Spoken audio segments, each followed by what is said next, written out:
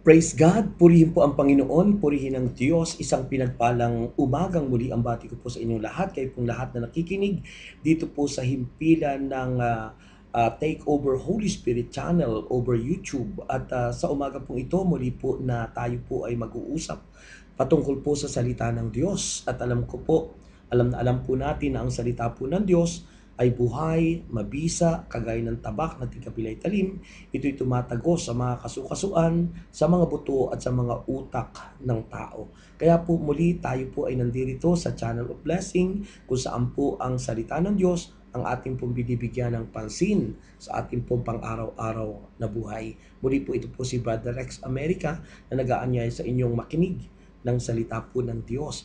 Ang ating pong pag-uusapan ngayon is tungkol po sa kababaan ng loob o yung tinatawag pong humility. At dito po sa banal na kasulatan ay sinabi po ng Panginoon Jesucristo sa Mateo 18 mula po sa talatang 1 hanggang sumusunod ang wika ng salita ng Diyos. At the time the disciples came to Jesus and asked, "Who is the greatest in the kingdom of heaven?" He called a little child and had him stand among them, and he said, I tell you the truth. I tell you the truth. Unless you change and become like little children, you will never enter the kingdom of heaven. Therefore, whoever humbles himself like this child is the greatest in the kingdom of God. Purihin po natin ang Panginoon. Pagpalain po ang pagkakabasa ng mga salita ng Diyos. Napakaganda po ng sinabi ng Panginoon. Nagtatanong ang mga alagad na lumapit sa Panginoon at tinatanong nila, sino po ang pinakadakila? Sino po? He is the greatest in the kingdom of heaven. Sino po ang pinakadakila sa kaharian ng Diyos? At dito tinawag ng Panginoon ang isang bata bilang ilustrasyon ng kababaan ng loob. At sabi nga niya, maliban na tumulad kayo tulad sa isang batang ito, hindi kayo paghaharian ng Diyos. So ito po ang napaganda natin pag-uusapan mga kapatid. Marahil po ay naalalaman na po natin yung definition ng humility at sometimes sinasabi po ng isang lingkod ng Diyos, isang kilalang tao. Ito po ay si Warren Wiersbe. Ang sabi po niya, humility as that grace that when you know you have it, you've lost it. True humility is not thinking mainly of oneself. It is simply not thinking of oneself at all. So, yan po ang sinabi ng isang lingkod ng Diyos, si Warren Wiersbe, na kung saan po, kung alam daw po natin ang kababaan ng loob, ay mapapasa atin ito. O maaring mawala. Depende po sa pagtanggap ng tao. At sinasabi, ang tunay na kababaan ng loob ay ito'y ang pag-iisip hindi na para sa sarili lamang, kundi para sa iba. Ano po? Sabi rin, not thinking of oneself at all. Hindi na po ang pag-iisip ng para sa ating lahat. Kaya yun po ang dapat nating malaman bilang mga lingkod ng Panginoon at mga Kristiyano bilang po sa mga naglilingkod. At tandaan po natin, ano po ba ang kailangan ng humility? What is the need for humility? Alam niyo po, ang sinasabi ng salita ng Diyos, ang kailangan ng kababaan ng loob ay ang katotohanan. It is the facts or the truth. Sabi nga po ng verse 1 dito sa ating binasa sa Gospel ng Matthew chapter 18, at the time the disciples came to Jesus and asked, who is the greatest in the kingdom of God? Sila po'y nagtatanong, at siyempre, ang sagot sa tanong ay katotohanan. Hindi naman pwede na ang isasagot natin sa itinatanong sa atin ay mali. Dapat po the truth or the facts, ang dapat nating isagot. At makikita natin dito sa aral na ito ng Panginoon ay ipinakikita niya ang katotohanan, the facts. Ano po ba ang katotohanan? Binabahagi po ng ating Panginoon Kristo sa kanyang mga alagad ang katotohanan patungkol po sa nalalapit niyang pagpapakahirap at pagkamatay. Yun po ay dapat makaapekto sa atin. Yun po ay dapat maka-influence. Subalit, makikita po natin sa kasaysayan ng Bible dito po sa Matthew chapter 18 ay ang mga disciples of Christ, ano po, ay sila po nag-iisip ng para sa kanilang sarili lamang. Maari po yung posisyon, they would have His kingdom, mga kapatid, and thinking of only for themselves. Ano po? Sinasabi po yan ng Luke chapter 9 verse 46. Kung titingnan po natin dito sa Luke chapter 9 verse 46, ang sabi po ng mga alagad, an argument is started among disciples as to which of them would be the greatest. So, tinatanong nila na kung sino sa kanila ang pinakadakila, sila nagko-question at iniisip sino ba ang pinakadakila sa atin. So, tandaan po natin, walang dakila at walang mabuti kundi ang Diyos lang. At dito po pinapakita ng Panginoon na ang pinapakita ng Panginoon na katotohanan ay ang kababaan ng loob na pinakita ng ating Panginoon Kristo sa kanyang pagpapakasakit, pagpapakahirap. It is the Paschal Mystery. In our church, sinasabi po natin yan, the Paschal Mystery, yung kanyang pagsilang, pagpapakahirap, pagkamatay, pagkabuhay na maguli at ang pag-akyat sa langit, and then ang kanyang muling pagbabalik. Yan po ang Paschal Mystery. So makikita po natin na sinasabi po ng salita ng Diyos that the selfishness and disunity of God's people is a scandal to the Christian faith. Isipin niyo po, yung pong di pagkakaisa at yung pong pagkamakasarili, isa pong iskandalo, isang iskandalo para po sa mga mananampalatayang Kristiyano. Oo nga naman, isipin niyo po, Kristiyano tayo, tapos nanduroon yung pagkamakasarili at yung pagkakabahabahagi, selfishness and disunity. It's not the character and it's not the qualities of a true Christians. Sapagkat ang tunay na Kristiyano, sabi nga ni San Pablo Apostol, 2 Corinthians chapter 5 verse 17, if any man is in Christ, he is a new creation, the old has gone, the new has come. Yan po ang kailangan natin. So mga kapatid, what causes these problems? Ano po ang problema patungkol sa mga bagay na ito? So, makikita po natin bakit hindi nagiging mapagkumbaba ang isang tao. Bakit walang humility? It's because of pride. Alam niyo po, ang pride, yung pong 5 letra ng word na pride, in the center of the 5 words pride, a letter I na napakalaki. That's symbolizing na ang pride, ang sarili mo ang itinataas.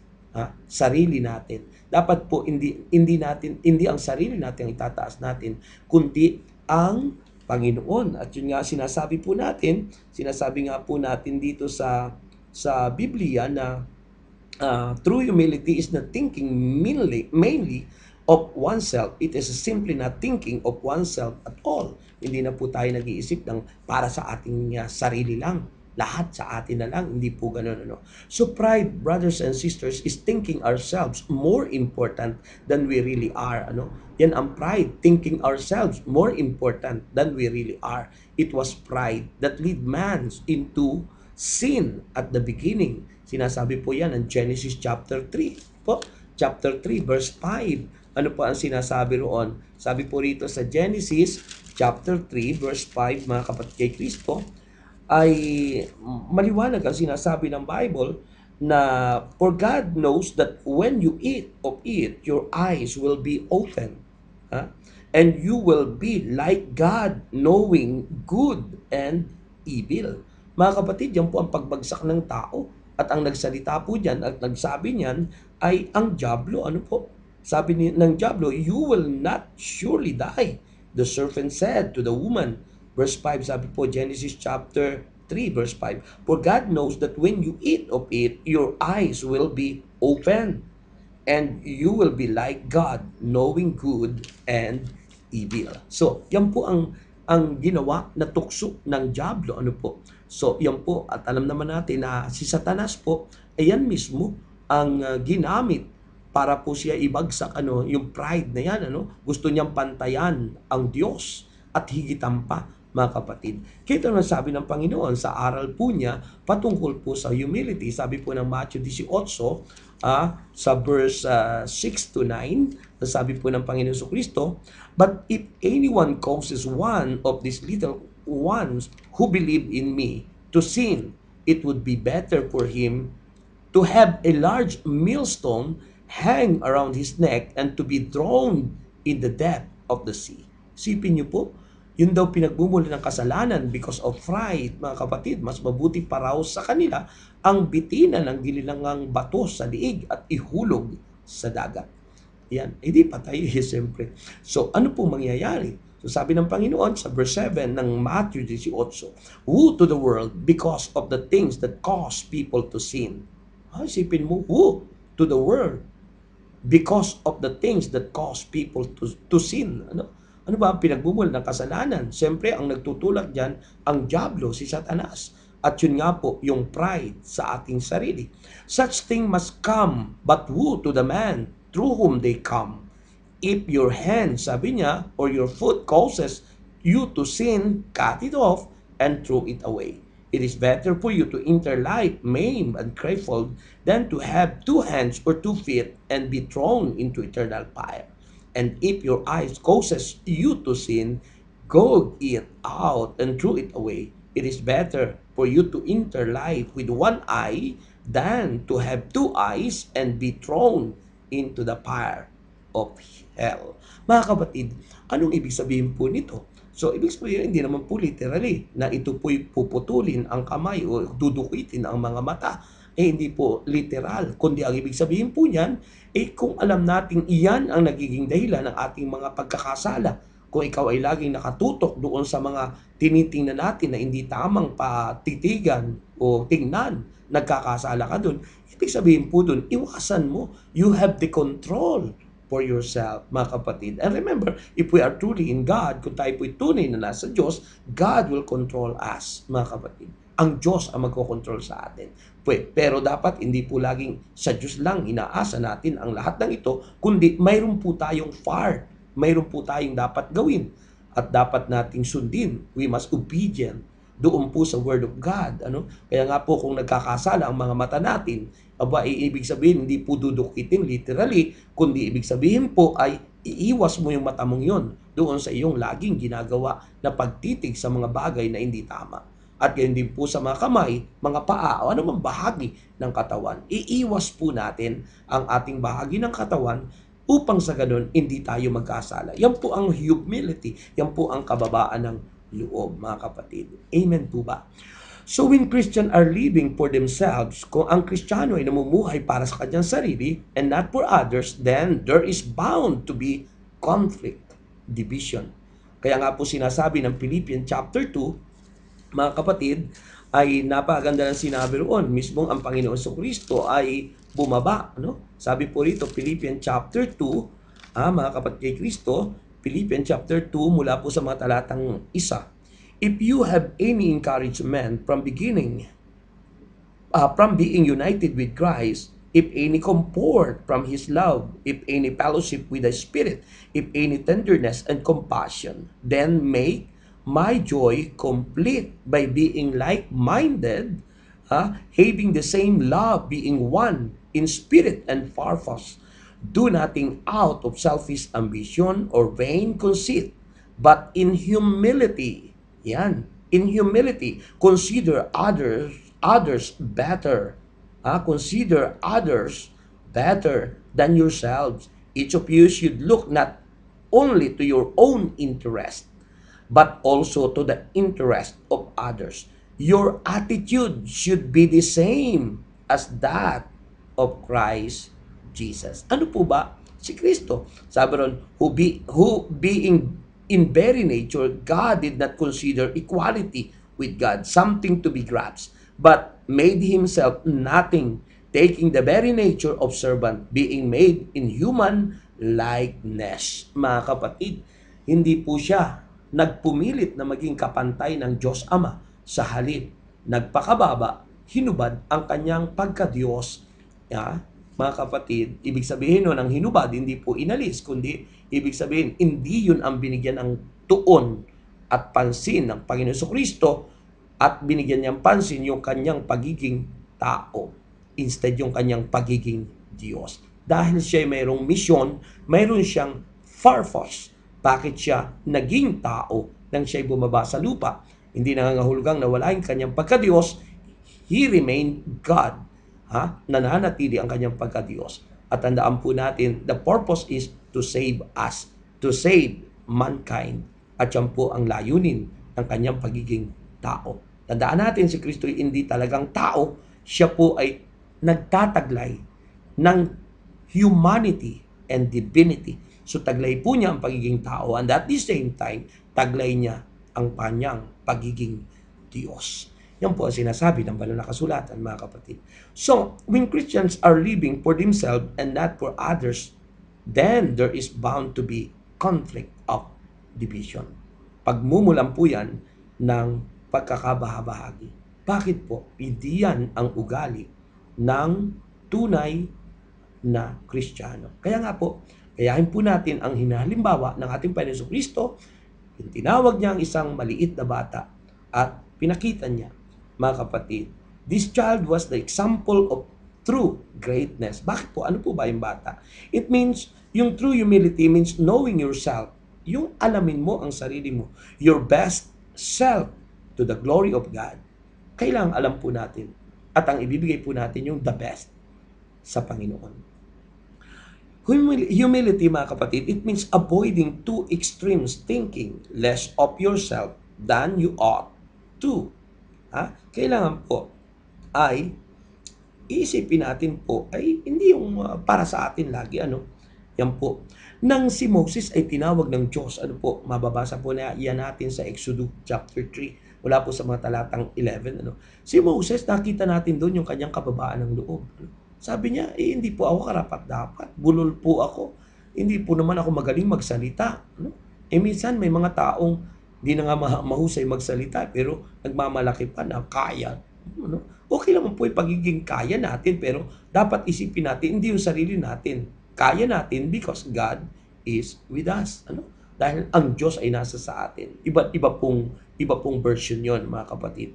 So, tandaan po natin, kailangan hindi po natin isipin yung higit tayo. Sabi po ng Romans 12:3, mga kapatid, tingnan po natin, sabi ng Romans chapter 12 verse 3, ito ang sinasabi ng kanyang salita ng Diyos, for by grace given me, I say to every one of you, do not think of yourself more highly than you ought, but rather think of yourself with sober judgment in accordance with the measure of faith God has given you. Purihin ng Panginoon. So, tandaan po natin, wag nating ipalagay na tayo mas magaling kaysa iba.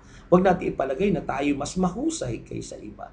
Walang mahusay kundi ang Diyos. Ang mahalaga, ating ilagay ang ating sarili kung ano po yung gifts, kung ano po yung sukat na binigay sa atin, na gifts na binigay sa atin ng Panginoon, even the measure of faith, kung ano ba yung pananampalataya binigay sa atin, gaano ba yung ka-matured, gaano ba yun, mga kapatid, kalalim, So, kung ano yung binigay sa atin, yun ang ating i-treasure, yun ang ating pagyamanin. Mga kapatid, ang tunay na mapagkumbaba, the truly humble person does not deny the gift God has given him, but uses them to the glory of God. Hindi ho binabaliwala ang regalo na bigay sa kanila ng Diyos kung ang isang tao ay mapagkumbaba. Sa halip yun po ay pinagyayaman at ginagamit para sa ikaluluwalhati ng ating Panginoon. At yan po ang kailangan. The characteristic of an spoiled child, mga kapatid, ang dapat nating tingnan di lang halimbawa ng isang taong mapagkumbaba. Ang isang bata na hindi po na-spoiled ng kanyang magulang, yan po ay mapagtiwala. Mapagtiwala sa kanyang kapwa. Dapat ganun din po tayo. Higit sa lahat, mapagtiwala sa Diyos. Dependence, Dependence sa kanyang mga magulang.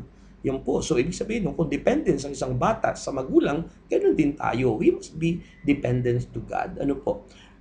Nanduroon yung ating desire lagi. Ang bata, nanduroon yung kanyang desire. Desire to make other happy. Ang bata ay mas gusto niyang mapaligaya yung kanyang kalaro, ano po, hindi yung siya mismo ang gustong laging liligaya. Gusto niya laging may kalaro, ano, at mapaligaya yung kanyang kalaro. Ganon din po tayo. Dapat bilang Kristiyano, isipin natin na hindi yung tayo ang maging maligaya lagi, kundi dapat mapaligaya natin ang ating kapwa. Mapaligaya natin, hindi yung pag tayo ay nasaktan, babaliwalain na natin ang ating kapwa. Kasi dapat lagay natin ating sarili sa kababaan ng loob na ang ating kapwa ang ating mabigyan ng enjoyment. Amen po ba? Yun. Mahalaga pa rin po yung absence of boasting. Ang bata, mga kapatid, hindi po nagiging proud sa sarili niya, mga kapatid. Yung pagiging selfish desire, hindi ganyan po ang mga bata. Ano? Siya, ang mga bata ay mapagbigay sa kanyang kalaro. Minsan nga, pinamimigay na niya yung kanyang laruan. At ganyan ang dapat maging ugali ng mga Kristiyano. Higit sa lahat, ang mga naglilingkod sa Diyos. Amen? Bakit? To be greater than others is being humble. Mga kapatid, yan po ang dapat natin. So tandaan po natin mga kapatid, humility begins with self-examination. Kailangan isabinin po natin ang ating sarili. And it continues with self-denial. Mahalaga po ang self-examination and self-denial sa ating pong mensaheng humility. Mga kapatid, sa palagay niyo po ba, ikaw po ba ay humble? Sa palagay niyo po ba, mga kapatid, ikaw po ba ay nasa sayo na po ba ang katangian ito? Ito ang desire ng ating puso, that we must become humble before God and before others. At yan po ang kailangang makita sa atin, the greatest qualities na dapat po makita sa buhay ng isang Kristiyano. Tulad ng ating Panginoong Hesus-Kristo, He came in this world not to be served, but to serve. Yan po ang dapat natin tandaan. Brothers and sisters, inaanyayahan kita. Let's pray. Hallelujah. Heavenly Father, in the name of Jesus, by the power of the Holy Spirit, I admit, O Lord, that I am sinners and I am nothing to do. I want to accept you, Lord. I love you with all my heart. I am sinner and I want to open my heart and my life to you. I accept you, Jesus Christ, as my Lord and my personal Savior. From now on, you are my God, my Lord, my Savior. In Jesus' name, Amen and Amen. Purihin po ang Panginoon, purihin ang Diyos. Napakaganda pong mensahe na ating pong natutunan ngayon about humility. Tandaan niyo po, subaybayan niyo po ako, ang inyong lingkod sa pangangaral ng salita ng Diyos, dito po sa aking pong channel of blessing, dito po sa YouTube.